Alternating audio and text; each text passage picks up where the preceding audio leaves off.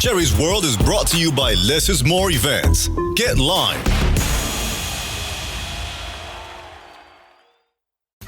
You know, I remember actually meeting you in person one time, and I made a complete fool out of myself. We were at Will Smith and Jada Pinkett had an old school party. Oh, Jada's birthday party.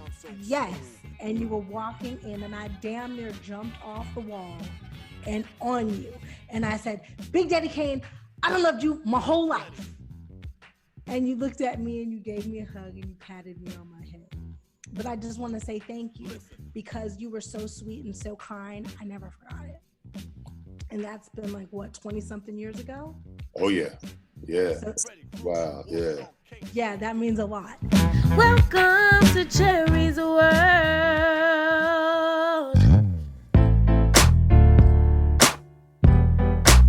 Yo, Cherie's World, thank you so much for joining us. I'm just going to be real with y'all. I'm going to try not to play myself today, okay? Because one of my childhood crushes is in the house. We got one of the goats of hip-hop, y'all. I don't need to make a long introduction because y'all know who this man is. Mr. Big Daddy Kane is in the house. He's a... This is Cherie's World. Hey, if you're listening to Cherie's World podcast on Apple Podcast and iTunes, please give us a 5-star. Let us know what you think. Leave us a review. I want to hear from you. Thank you. Fever Magazine, a sexy yet sophisticated lifestyle magazine for the modern man and woman. Fever Magazine is available on newsstands nationwide and Amazon Kindle. Subscribe now for VIP access and rewards at fevermagazine.com. Would you like to advertise on Cherie's World and have your product placed on Cherie's social media for the world to see? Email us now at cherriesworldpodcast@gmail.com for low introductory rates.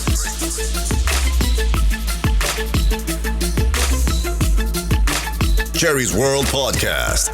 Get heard. Welcome to Cherie's World. Brought to you by Less is More Events. Get Lime. Now, okay, wait, Courtney does have a question for you. I'm calling you Big Daddy Kane. Yeah, I'm just gonna call you Kane. That's cool. I mean, that's everybody else called me, man. My man. He said he can't call a grown-ass man Big Daddy Kane. I said, maybe I got daddy issues, but I have been in love with some Big Daddy Kane for as long as I can remember. Thank you so much, young lady. I appreciate it. I really appreciate it, man. And it's all right, brother. You know, just be the best you, man. You know.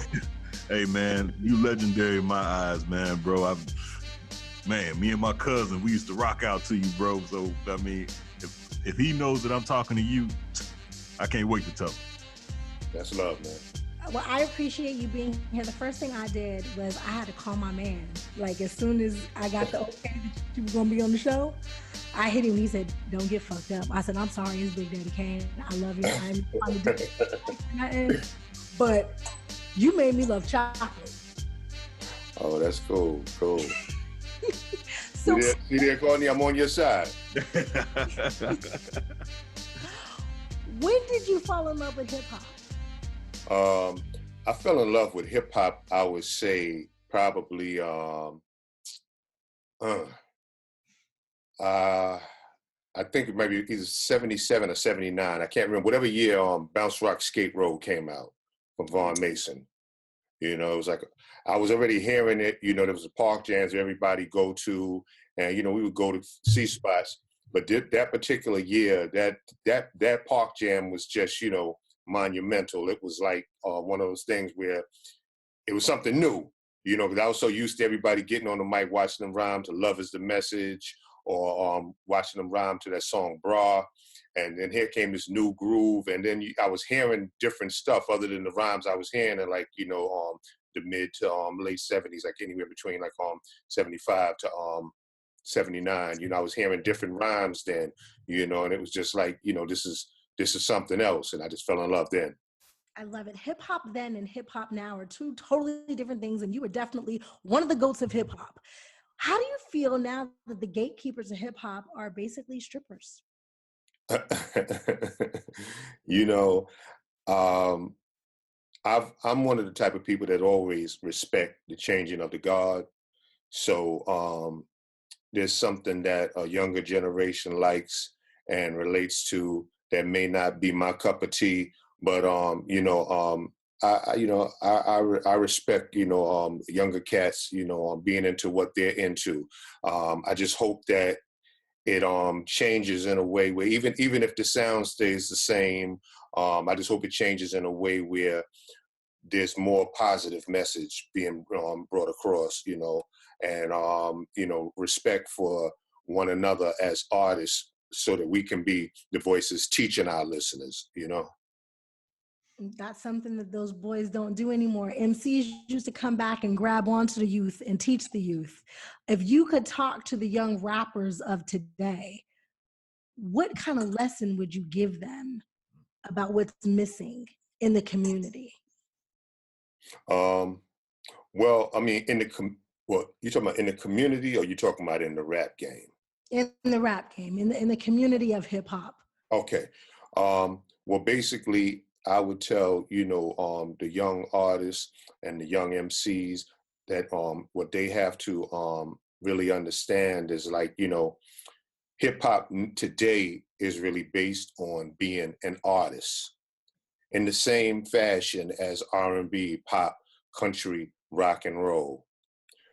And it's like, but you have hip hop fans. Mm-hmm. And the last thing you want is, like, a hip hop fan to be saying, let's just say, Brother Courtney is a new artist, and his rap name is Court Dog. You don't want people to say, yo, you heard that new joint from Court Dog? Oh man, that shit is crazy. Yeah, man, Mustard did the beat. Okay, then that means that Court Dog is irrelevant. Mustard is the star. He's the important one, Yeah. Now, if he says, yo, you heard that new Court Dog joint? Yo, this dude said such and such and such. Now you're the star, because your lyrics are what's most important. That's what's grabbing the people, as opposed to the music. It's like, in my era, it was, the artist's lyrics that appealed to the people. That's what you were repeating. That's when you would constantly hit the rewind button over and over. Yo, did you hear that? Nah, I don't think you heard it. Listen one more time, Right. So, I mean, I think that's the thing that really builds the artist up. When they just like you just because of the beat, then you're really just making the producer a star, not you. Absolutely. And DJs aren't DJs anymore. Like DJ Academics, he's not a DJ, but he's made his platform off of hip hop. How do you feel about that? I got Serato, I got Serato, I call myself DJ Dark Gable, and I'm nice with them blends. I be killing them. Mm-hmm. Only difference is I only do it for myself. I don't do it at parties, because I'm not going. That's why one thing I respect about Kid Capri, Jazzy Jeff, and DJ Scratch, and so many others. They can go on stage and play whatever the audience want to hear. Yeah. See, with me, ain't no way in hell I'm not playing nothing I don't want to listen to. That's why I can never really be a DJ. I love it. Court, you want to go? Yeah, I get mad. Well, first of all, how proud are you of Jay-Z? And when you first met him, did you ever think that he would be what he is now? When I first met him, no, because I had Jay-Z, I had Positive K, and I had Sauce Money, and it was like Sauce was just so cocky and arrogant and reminded me of myself. And Paz had already had records out actually before I did. Like he had independent songs out. So he understood the rap game. He toured with Light. So he understood the rap game. He was more seasoned. So I really thought that it would be one of them. Jay was, just, my favorite, but, he was a real, quiet dude. So I honestly didn't see it being what it is today. But I am very, very proud of him, because, there's so many people that we took him to. I even took him to, one lady I was messing with to try to get him a deal, and she wouldn't do it. And now look at him. I guarantee you all of them wish they signed him now. Was that when he was rapping fast and then he changed? Yeah.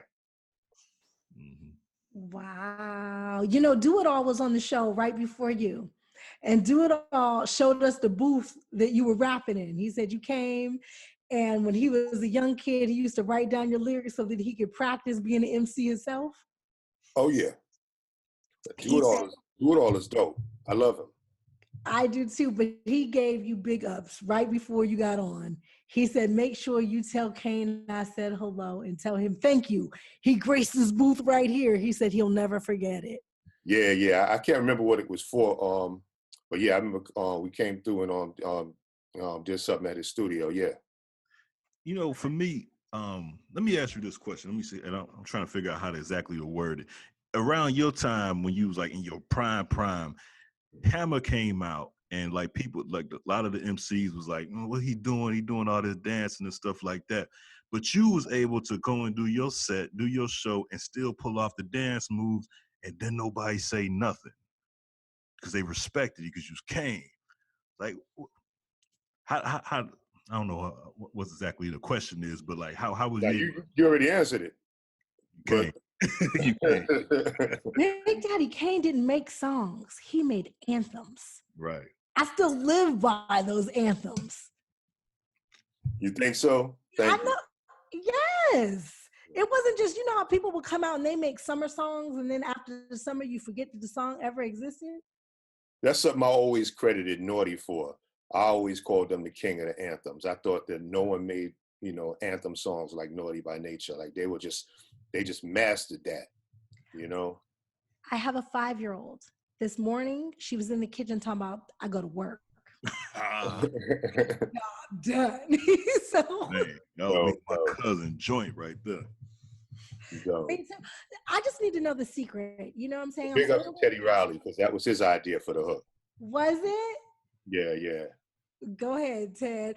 Kane, okay, so I was a little girl when you came out, and I have been in love with you my whole entire life. Before you started getting into the music industry, were you still a sex symbol? Like in school and stuff? Nah, I talk about that all the time, I mean, it was type of stuff where cats would come from other schools, like Western House, Brooklyn Tech, Eastern District, boys and girls. They come up to my high school, Sarah J. Hill, wanting to battle. I come outside because I was with a crew then called the Debonair 3. It was me and a brother named Understanding and AB. And like lots of times I would battle like 3 or 4 people by myself, And at the end of the battle, all the dudes in school was like, Kane, yo, you killed them. Yo, you rep for the school. Yo, you did that thing. The girls, they'd be like, so AB, where you going, boo? They wasn't thinking about my ass, for real. That came like really after records. So how did you handle all the attention so quick? Like looking back at it now, you're a rock star. If you say so, Humble and sweet. Come on, man. You make it so humble, man. You Big Daddy Kane, man. Nah, I mean, I'm just me, man. Everything that I've done, I've always done for the love of music, and my passion as an MC. Just trying to show people just how lyrical I am, just trying to show people stuff that I've seen around the world so that they want to, do something with their life and be inspired. Just trying to show people a broader spectrum of music, because when you talk about hip hop, you can talk about where rapping started, where DJing started, but there is no origin of the music because it all comes from so many different genres. So that's something I always try to expose people to, and that's really the job I try to perform as Big Daddy Kane. Being a sex symbol is just one of the perks that came with it, but that wasn't that wasn't my purpose, Really? So that wasn't something that was thought of in a conference room or anything? No. Like I said, it was just something that just came with the job, But trust me, I rode the hell out of it, though. Hey, how close? I saw an interview you did back in the day. I think it might have been with TV One, and you were talking about when Bad Boy first started, and you were saying that you were like you could have been like real close to like signing with them or something like that? No. It was actually Death Row that tried to sign me, not Bad Boy. Oh, Yeah, Oh, wow. yeah. oh. As much as I would have wanted you on the West Coast with me, I'm glad you didn't do that. You know, I remember actually meeting you in person one time, and I made a complete fool out of myself. We were at Will Smith and Jada Pinkett had a old school party. Oh, Jada's birthday party. Yes, and you were walking in, and I damn near jumped off the wall and on you. And I said, Big Daddy Kane, I done loved you my whole life. And you looked at me and you gave me a hug and you patted me on my head. But I just want to say thank you because you were so sweet and so kind. I never forgot it. And that's been like, what, 20 something years ago? Oh, yeah. Yeah. So, Wow. Yeah. yeah, that means a lot. The Grammy Board classifications of hip hop is in some hot water right now, becoming of album or record of the year. How do you feel about that? Becoming what? The way the Grammys classified hip hop. You know, let me tell you my honest opinion. Mm-hmm. That's their thing. You know, that's a system that they developed for who they considered artists and what they consider real music, and that's their thing.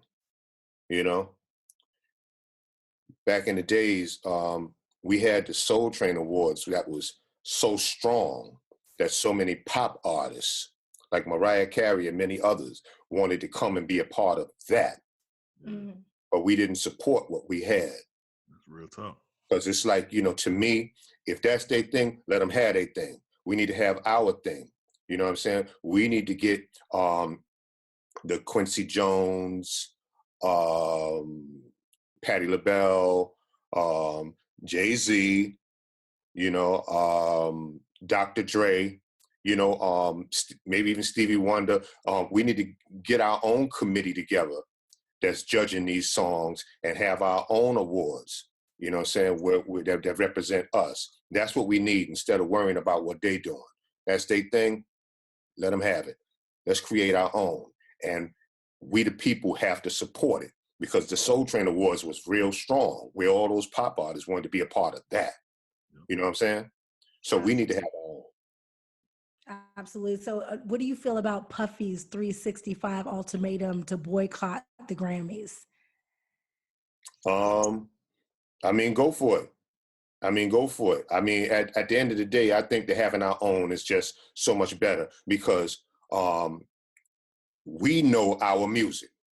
You know what I'm saying? A lot of people, it's like, you know, it's like, I can't be mad at someone that don't understand hip hop or don't understand R&B. You know what I'm saying? I might be mad at the judgment you make, but you don't know it. It's like, I don't know if you remember, there was an old D.L. Hewley stand-up when he was saying that his teacher was like, Beethoven was classic. Do you remember what year he wrote his Fifth Century? And he was like, bitch, I sure don't, but I can tell you what year Parliament made Flashlight, you know? Yeah, I remember. And it's real like that. It's just real like that. That is true. Cherie's World is brought to you by Less is More Events. Get Lime. Making Memories Sale Series. It's a sale that allows families and people in our communities in any city, state, or showtime to attend a series of events at a lower price than most, such as like the Trolls Live, Disney on Ice, the Universal Soul Circus, concerts, sports, and more. Contact Less is More Events at 202-930-3533. Again, that's 202-930-3533. Visit the website, getlimetickets.com. They're on social media, Facebook, IG, Twitter. Less is More Events. Get out and lime. Call Lime Events at 202-930-3533 for tickets to events in your area. Thank you, Less is More Events. Well, you know what, man? We were just talking about, you know, like the eras that the 90s, man, you know, like when being having a music video and stuff, it was just such a big deal, and you know, concerts and stuff like. I just want to know, could you tell me like a nice road story, man? Something funny, man, or something just that might have happened on the road and nobody never heard of, or maybe it's people you told the story before, but I ain't never heard. Being on tour, like being on tour. Now, yeah, I don't want to get you in trouble. Like, being on tour, you know. Nah, nothing real crazy. I mean, a lot of crazy things come to mind, but stuff that I couldn't really tell, you know. He's trying to get you in trouble. Look, let me get you out of trouble. How do you pick your beats? Yeah. I don't know. I mean, you know, just stuff that move me. You know, I love stuff with a real soulful feel. You know, I love when something has a real soulful feel, or when it's something that's challenging. You know, like just recently, White Shadow gave me something that I would never have rhymed on in a million years. But I was like, I'm curious to see what I could do with this, you know? And, you know, at the end of the day, you know, he was very pleased. I was like, wow, okay, cool. That's awesome.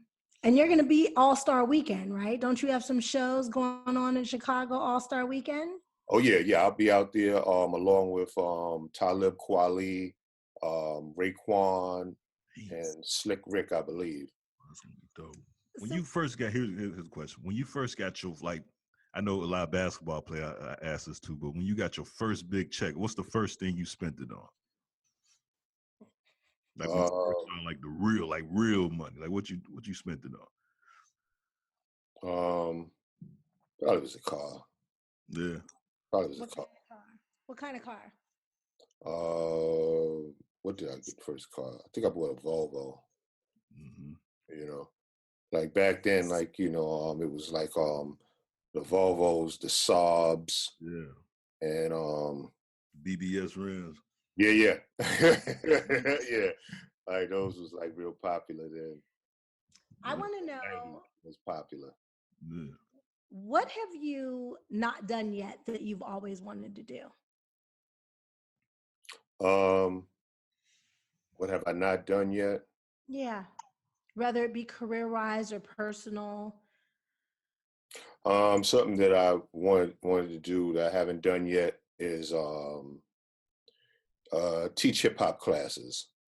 Like I've done it I believe once or no, I think twice, I believe, for Ninth Wonder at Central University, and I've done it at a college in Greensboro as well. But it's something that I would like to make a continuous thing, you know, just really just talking about hip hop in an art form, you know, because I just feel like there's so many biased opinions by a lot of people, because, you know, it's important that, you know, Bronx get credit for this, Queens get credit for that, Brooklyn get credit for that, whereas, you know, really it's just in a whole, Brooklyn, Queens, Bronx, wherever you're from, you're just teaching people, you know, what the art form is about and showing them the correct way, but in a fun way where it's interesting to them, that they feel challenged, that they want to, you know, try to do it that way.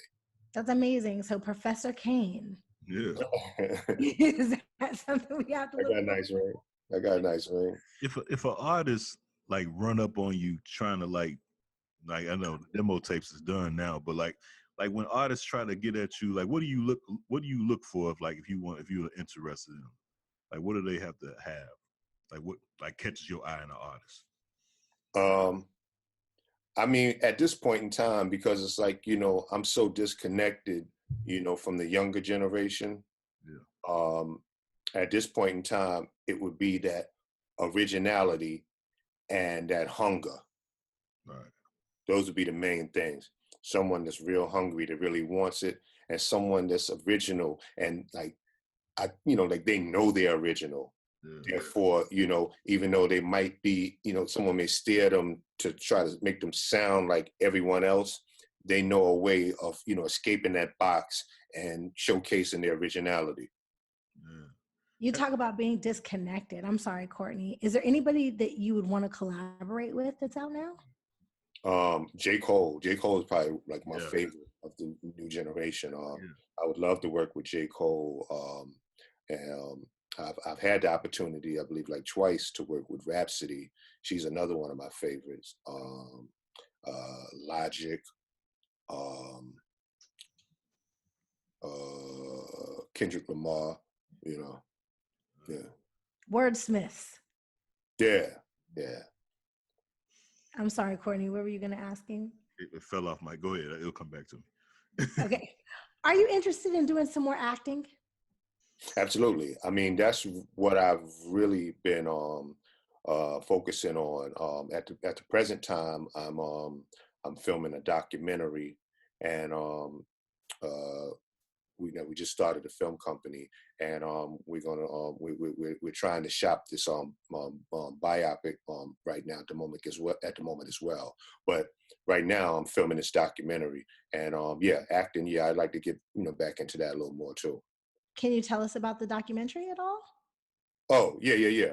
It's called Paragraphs I Manifest. And, it's basically about me, growing up and what inspired me to rap and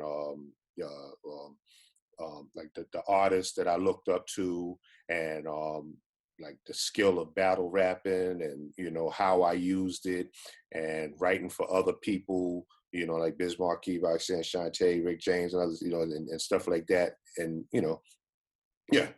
You said the paragraphs of manifest. Paragraphs I manifest. That's a line from Ain't No Half Stepping. Okay, so manifestation is huge with me. Sits huge with me, and I be hitting Courtney over the head with it.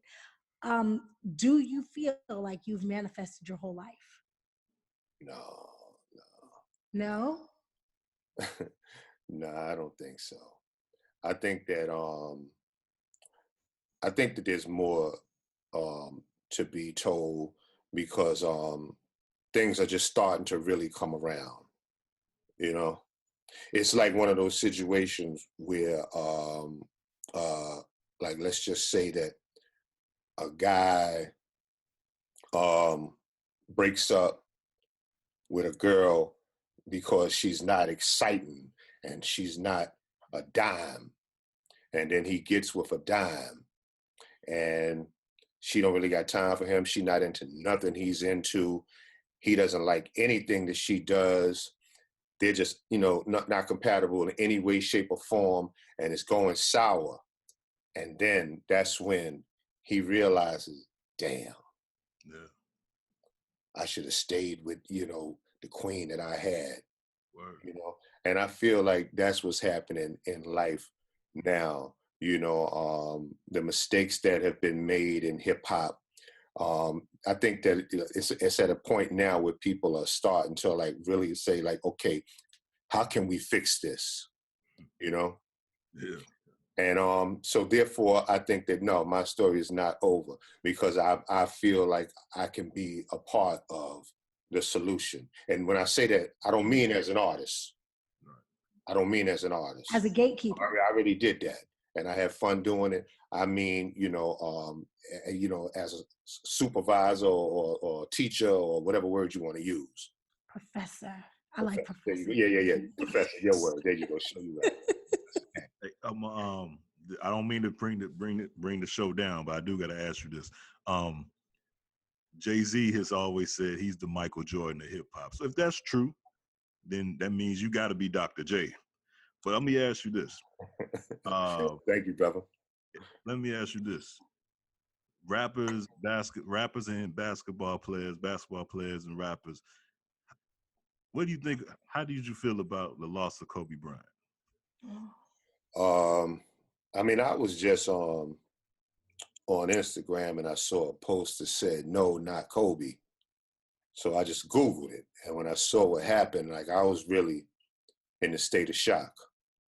I was like really in a state of shock, like, wow, this is unreal, because this was a young brother and, one of the greats, I probably would have him in my top 5, I mean, one of the greats in the NBA and young, man, and, watching him grow through the NBA to the person that he became, I thought was a beautiful thing, man. I had the opportunity to meet the brother once and, it was crazy because they told me that, you know, he was cocky and arrogant and this and that and yada yada. So when I met him, you know, it was like, you know, I was a little standoffish, and he was like, yeah, my man such and such had played some of your stuff for me. I used to tell him that I thought, you know, such and such was the greatest rapper, and he was like, yo, you need to hear Big Daddy Kane. He played some of your stuff. And I was like, yo, and I started buying your stuff, man. And I was just like, wow, you know, like amazed. So it's like I had nothing but the utmost respect for this young brother. So to hear that, you know, it really hit the heart, you know. Yeah. And then like an hour later to find about, you know, his daughter, you know, like that's when it was like, you know, I put up a rest in peace post, logged off of Instagram, went and grabbed my 7-year-old, and I just hugged him for about 10 minutes straight, man. You know, I just hugged him for about 10 minutes straight. Who you think is, who is, if you're Dr. J, Hov is Jordan, who is hip hop's Kobe Bryant in your opinion?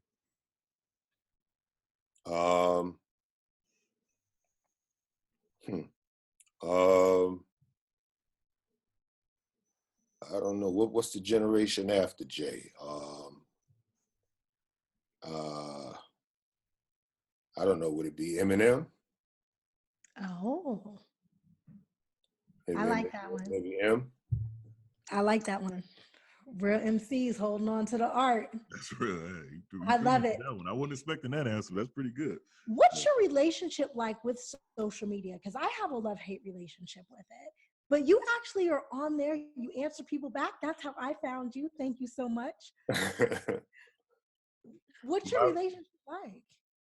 I mean, you know, I like communicating with my supporters, you know, especially hearing, you know, what they think, you know, I mean, you know, I'm me, and I'm always be me and do me.